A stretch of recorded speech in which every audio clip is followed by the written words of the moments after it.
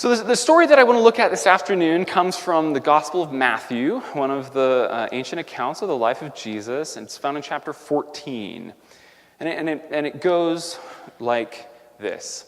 Immediately, Jesus made the disciples get in the boat and go on ahead of him to the other side. They're on one side of a lake, and he's sending to the other side. So while he dismissed the crowd. After he had dismissed them, he went up on a mountainside by himself to pray. Later that night, Jesus was there alone, and the boat was already a considerable distance from land, buffeted by the waves because the wind was against it. Shortly before dawn, Jesus went out to them, walking on the lake. When the disciples saw him walking on the lake, they were terrified. "It's a ghost," they said, and cried out in fear. But Jesus immediately said to them, "Take courage, it is I, don't be afraid." "Lord, if it's you," Peter replied, "tell me to come to you on the water." "And come," he said. Then Peter got out of the boat and walked on the water and came toward Jesus. But when he saw the wind, he was afraid and he began to sink. He cried out, "Lord, save me." Immediately, Jesus reached out his hand and caught him. "You of little faith," he said, "why did you doubt?" When they got into the boat, the wind ceased, and those in the boat worshipped him, saying, "Truly, you are the Son of God." This story is, if you know much about the Bible, you may have heard this story before. You probably have. It's one of the great moments of faith, right? One of the great moments of faith recorded in the Bible. If you were going to cut a trailer for the Bible, this would be one of the scenes that you would probably make sure to include. Peter out there on the water in the middle of the storm, walking toward Jesus. Actually, one of the oldest depictions we have of Jesus in art, I don't know if you know this, they're at the Yale Art Gallery, free and open to the public. You should go check them out sometime, if only to be underwhelmed.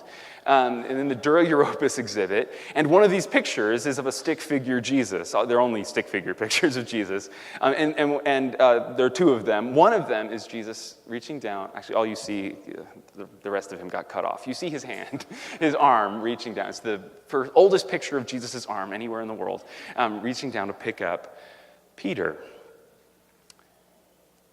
And I love how this incredible story begins, this interaction between Peter and Jesus. Jesus is just walking along. Everybody else is freaked out. And in a certain sense, it's Peter who takes initiative, right? He says, "Lord, if it's you, tell me to come out to you on the water." And Peter needs to know that it's Jesus. Not just because I take it there's a kind of rumor going around on the boat that it's a ghost, but Peter knows that it needs to be Jesus. If it's Jesus on the water, then out on the water is where Peter wants to be. Because out on the water apparently is the safest place to be, because wherever Jesus is, that's the safe place to be. That's where Peter wants to be. Plus, Peter knows that basically this is how life works. And we talk about this sometimes in this pattern. We listen, discern, and obey. And I think this is a really important discern step for Peter. If it's you, only if it's you. If it's not Jesus out on the water, it's just stupid to get out of the boat in the middle of the storm. Okay? It's just foolish. Not courageous, dumb. Okay? And that's actually really important, right? You can't skip the discernment step. But Peter says, if it is you, call me out on the water and I'll go. And it works, right? This simple faith, so straightforward. And it's just this triumph of faith. But of course, it's also a tremendous failure. And this would go on Peter's considerable wipeout reel. In fact, the ultimate verdict in the text on Peter's faith is this. It says, "You of little faith." And I don't know about you, but I've heard a number of talks, and these are good, important ways to read this text, kind of trying to figure out, how do you not end up like Peter with this little faith, right? You know what I'm talking about? Right? When you're walking on the water, how do you not end up getting overwhelmed by the waves such that you end up falling? This is not my problem, I have found. I have yet to come across a situation in which I'm walking on water and need to figure out how not to lose my faith. Just objectively, I've just never had that experience. If you have, there are, as far as I can tell, many, many sermons that will help you figure out how to deal with that situation. The situation, but my problem is I actually never get out on the water to begin with, right? So what I'm interested in actually is not how to avoid Peter's failure, but how to risk taking it, how to risk ending up imitating it. That would be awesome. I would love to go down that's Matt. He started walking on the water and then kind of got tripped up and Jesus had to rescue him. This would be great. I would love that. Right? If I could clear the second bar, so much the better, right? But how do we become people who are actually able to take that first step? And I think part of it is we have to be people who are willing to risk the failure that Peter falls into. Peter's greatest faith triumph is one of his greatest faith failures. And I take it that is no accident. John Wimber, one of the founders of the Vineyard, the movement of churches that ECV belongs to, Wimber used to say, faith is spelled R-I-S-K. There's that Geico commercial about how Old MacDonald's a really bad speller. Wimber wasn't a bad speller, right? He's trying to say, look, faith is all about risk. Faith is about stepping out into obedience to what we sense God is asking us to do. And that is risky business. Not because the one that we're trusting isn't trustworthy, no. It's because our ability to listen, discern, and trust in the process of walking out our obedience, that is unreliable. As Peter experienced, circumstances can bring about fear that sabotages faith, and all of a sudden this big risk that we've taken suddenly turns out quite differently than we had hoped. Faith is risky business because it means stepping out to become agents of Jesus' kingdom, to be on the front lines of heaven breaking into earth. We talk about real world change, healing the sick, giving sight to the blind, setting captives free, proclaiming good news, especially to the poor, tearing down dividing walls of hostility between different people groups. Doing any of those things necessarily means stepping out beyond what we're capable of, pushing the boundaries, trying to grow in our ability to trust and obey. And so we see this in the Bible again and again. Jesus' disciples are constantly failing. They try to heal a boy and they can't. They don't understand Jesus' parables. They watch Jesus multiply the loaves and fishes twice. Your Bible doesn't have an editing error. The story is in there. It happened twice. They watch it happen twice and they still wonder whether they can count on Jesus to provide all that they need. They doubt. They miss all the signs about the whole dying on the cross thing. We could just focus in on Peter and we could get a master class in failure.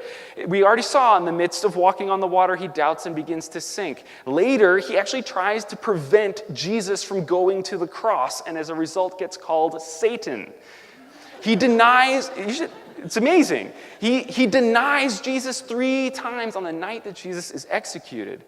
And even after Jesus' resurrection and Peter's reinstatement and everything seems to be hunky-dory and we think we should get a happily ever after, we know from the letters of Paul that Peter screws up again, unwilling to sit down and eat with Gentiles in front of his Jewish brothers because he doesn't get the kind of expansion of the kingdom and God's embrace across ethnic lines. So badly does he mess up that Paul tells us, I had to go and oppose him to his face. We get a picture of like Peter and Paul face to face having a throwdown in Antioch. Again and again, the disciples failed to understand, to believe, to follow Jesus across cultural boundaries, to move in power. So, want to be a better, or we should put it this way, do you want to be a more biblical disciple? Then you should fail more, right? Be a better, more biblical disciple and fail more. I'm only half joking, actually, right? Why did these guys fail so often, right? Why? Because Jesus was constantly inviting them to take risks that were just beyond what they were capable of. And these guys were willing to say yes. That's what made them disciples in the first place. That's why we know these guys. Often I have to admit that's the difference between me and them. Right? Jesus invited these guys to go beyond their limits, and they said yes, and so they fail. Jesus invites me to go beyond my boundaries, and I say no, so I don't fail. And if we're going to follow, well, we're going to fail. If we're really going to seek the kingdom, then we're going to fail. I mean, if we're going to step out and do this stuff, not half-heartedly, not intermittently, not timidly, if we're going to dare to try to communicate the good news of Jesus in our cultural environment, we're going to fail, at least from time to time, right? We're going to get it wrong. Our ego will get in the way. We'll get seduced by strategy, or our courage will fail us right at the crucial moment. And we will fail. If we're going to dare to follow Jesus in building community across lines of race and class and ethnicity, dare I say, from time to time, we're going to fail.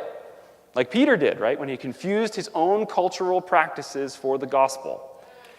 And there will be times when we're going to talk past one another, when we will say or do the wrong thing, when we will hurt one another, when we'll think that we're ready to live together in ways that we're not, and we'll be blindsided by the costs that we hadn't yet considered. There will be times when we will fail. If we're going to dare to pray for peace on these city streets, and I mean peace, period. If we're going to pray for peace, not settling for less violence or, God forbid, fewer homicides, right? If we're going to just settle for that. If we're going to pray for real peace, and how could we stand for anything less? Then tragically, my expectation is that we will fail. And we will have to mourn. And we ought to mourn our failures, especially the sorts of failures that we're talking about, failures that come in the process of really trying to do something important, something worthwhile. Because if something like that doesn't happen, it's really worth mourning. If it was worth taking a kingdom risk for, then it's worth mourning if and when we fail. If we're going to dare to pray that the sick be healed, in my experience, as a part of the bargain, we're also going to see the sick stay sick, or even get sicker, or pass away. And that's not easy. Those are failures we will have to mourn as well. If we're going to seek first the kingdom, we're going to seek first things done God's way, as Jesus says that we should. If we're going to seek first the kingdom and really go for it, then be assured, my friends, we will fail. But what's the alternative, right? Resign ourselves to violence in our city? Decide that the gospel is good news to everyone but our friends? Live in quiet resignation to the racial and ethnic and economic division in our city?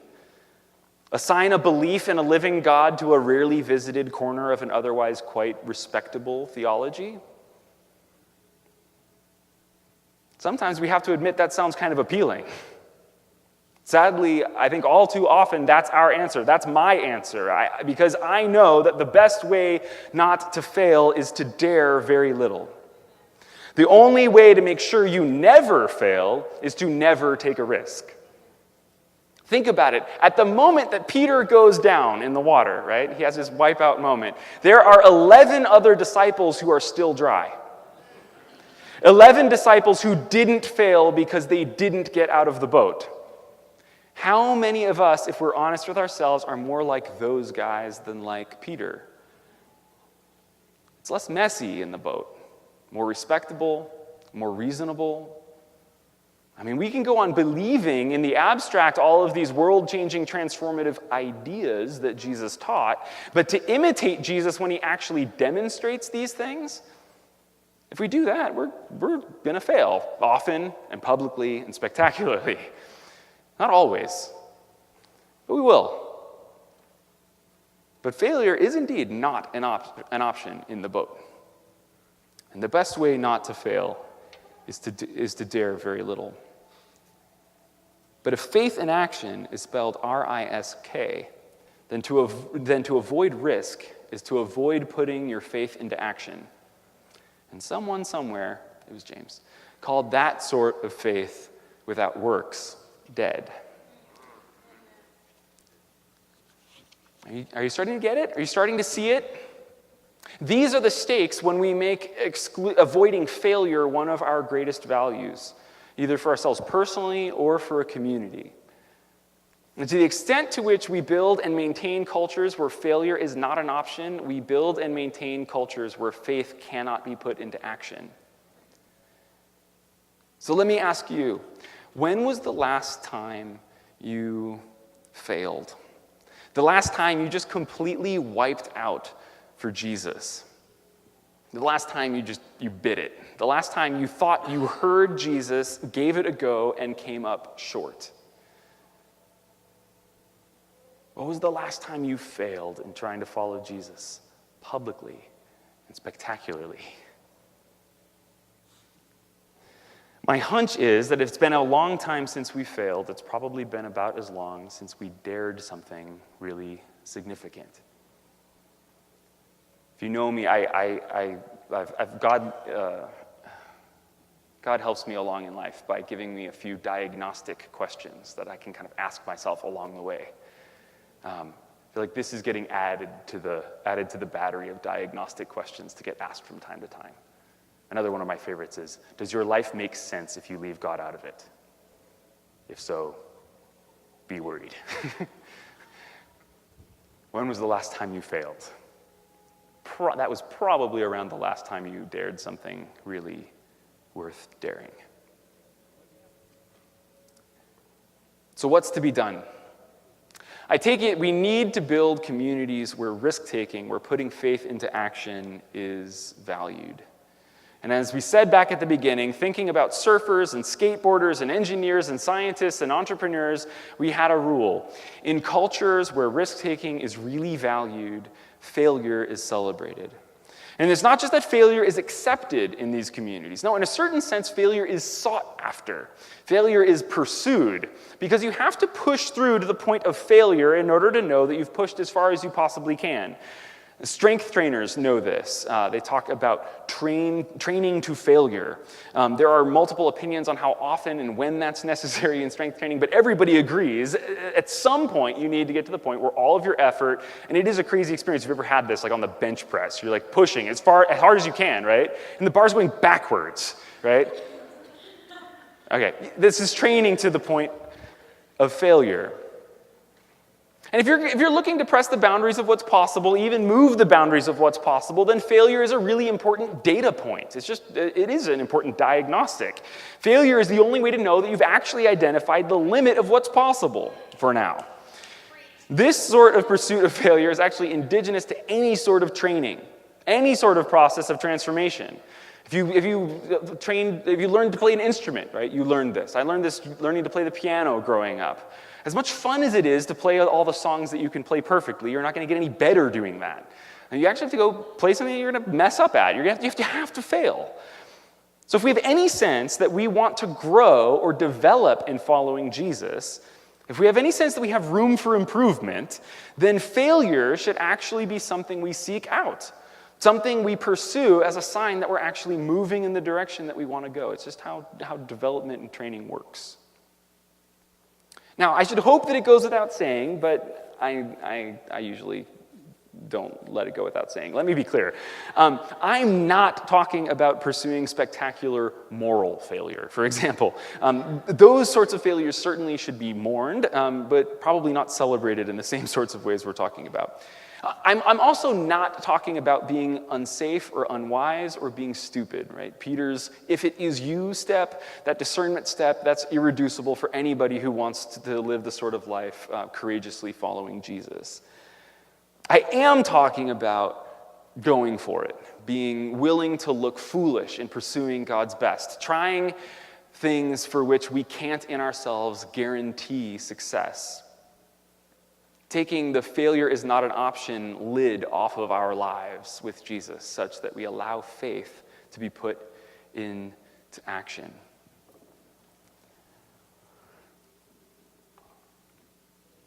My senior year in college, I was part of the executive team of our campus Christian fellowship. And one of the tasks that kind of team that I was a part of was working on planning our fellowship spring break trip. Now, there was actually a well-established spring break trip that a bunch of Christian fellowships at a bunch of different schools had been doing together for years and years and years, called FLEP, the Florida Evangelism Project. as precise as it sounds and clinical as it sounds. I kid you not, that was the name.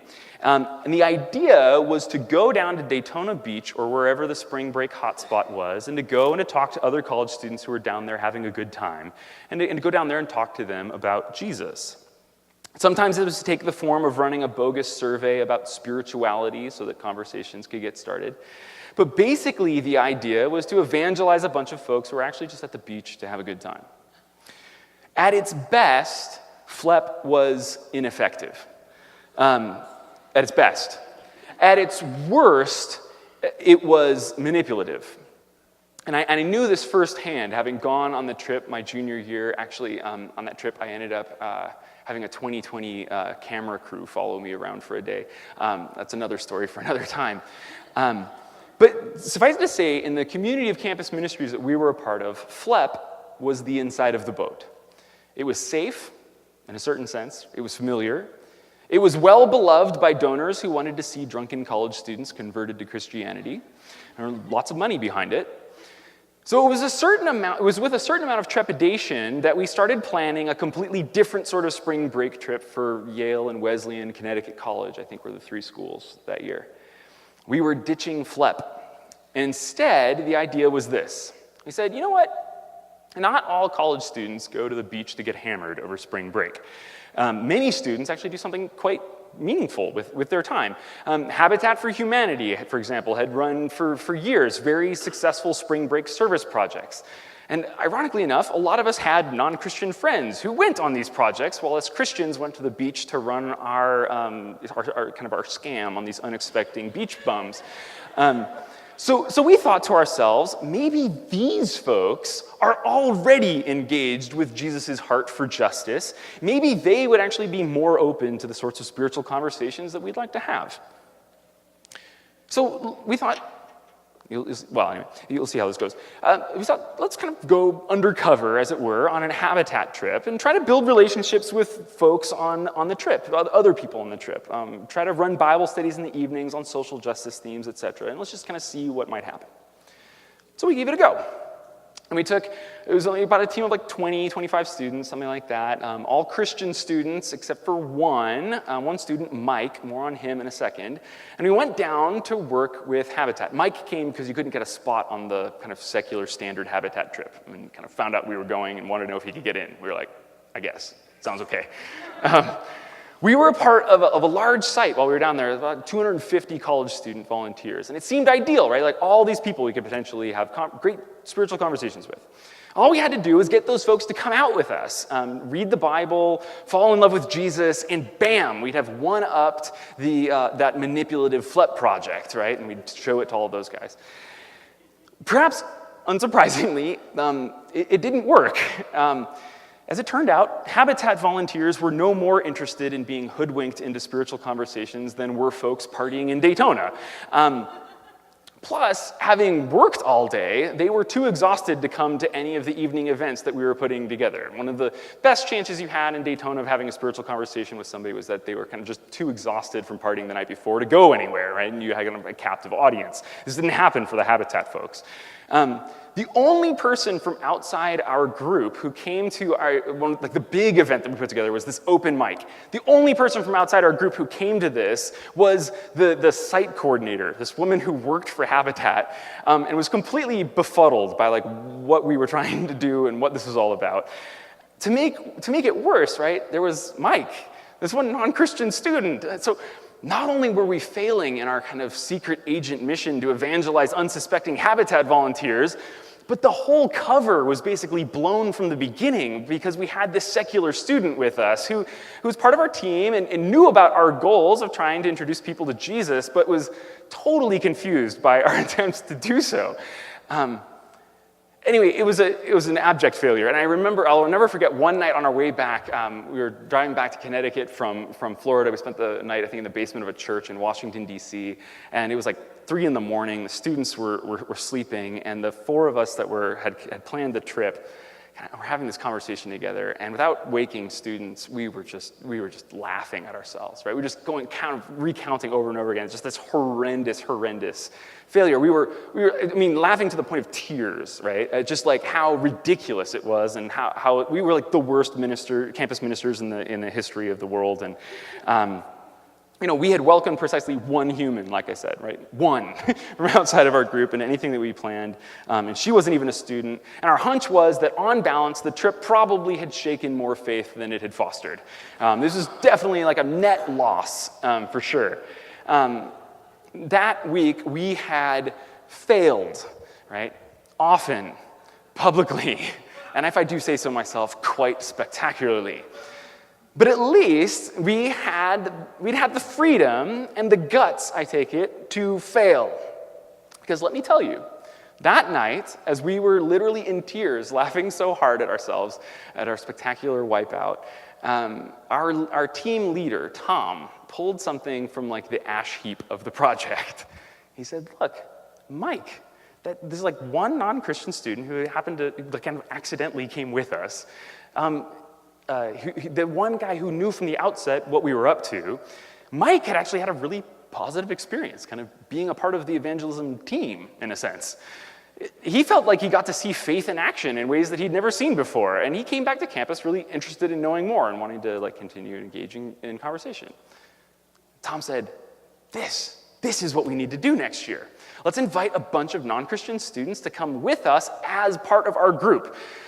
And critically, I don't know why it took 20 years to have this brilliant insight. Let's tell them from the outset, what we're trying to do, what the whole thing is about. And we could actually just invite them and say, part of what we're going to be doing is exploring God's heart for justice while we work on one of these projects. And who knows what might happen. We could, and in fact, we did it. And that following year, it took months for us to be persuaded. We just kept thinking, Tom, why on earth? We just had the most spectacular failure, one of the most spectacular failures of our lives. Why would we ever want to go back and try that again? But we gave it a shot, and it was an amazing experience. Non-Christian students were blown away by the picture of Jesus that they got from living and serving alongside Christian students, and from reading Jesus' radical teachings about justice that we did go ahead and read together as a group.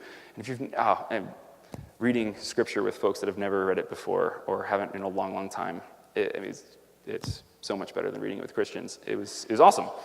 And Christian students learned a ton from their non-Christian friends. They learned what it was that drove them to give up their spring break to serve the poor.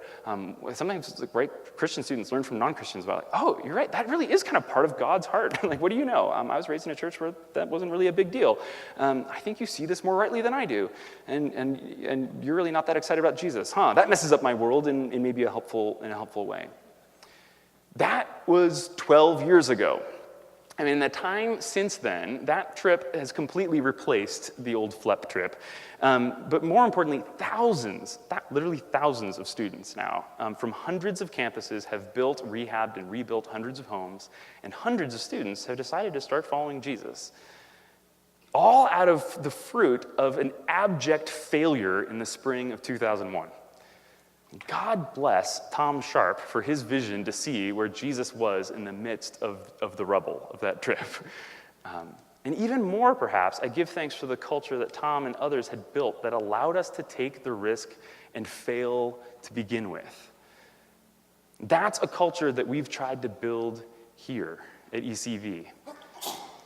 And it's a culture that I'm committed to rebuilding if we've let it slip. And I think my hunch is that here and there in ECV, we have let it slip. We need to have a culture that where failure is an option, right? Where in some senses we're even kind of looking for failure because we're ready to respond to Jesus who's calling us to risk just beyond what's possible. Let's be that sort of community together. So I asked you one question before I leave you with just one more. If failure was an option, what would you dare to do? If failure was an option, what would you dare to do? I encourage you to pray about that and think about that question. And more importantly, I encourage you to pray and talk about that with a group of friends. And then I would encourage you to do that thing, right? We've been talking with our teaching team. We often end with reflection questions. Let's end with action items, right? What is that thing that if failure were an option, you would dare to do? And how can you take a step this week? How can we all take steps together to do those things, to put them into action, to cheer one another's failures when we see them, when they're kind of Jesus-initiated failures? Say, that was awesome. I'm so glad you took that risk. You totally fell flat on your face, but I'm for you. It was great. I want to have a kind of community where I can fall on my face, so I'm gonna stand with you and you.